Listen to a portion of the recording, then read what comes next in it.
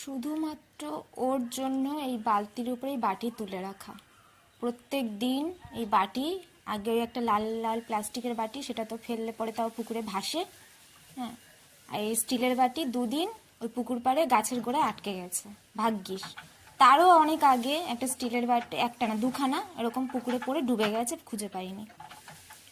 ওর জন্য এই বাটি এরকম উপরে তুলে রাখা। এই বাটিটা ফেলার জন্য কি করছে না পেরে ওই বালতির হ্যান্ডেলটা নিয়ে এরকম করছে। কতবার তাড়িয়েছি, কতবার।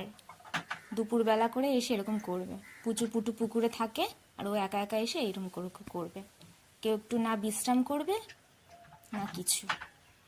বাটিটাকে নিয়ে পুকুরে ফেলবে, পুকুরের পাড়ে গিয়ে সেখানেও ঠোকরায় দেখেছি।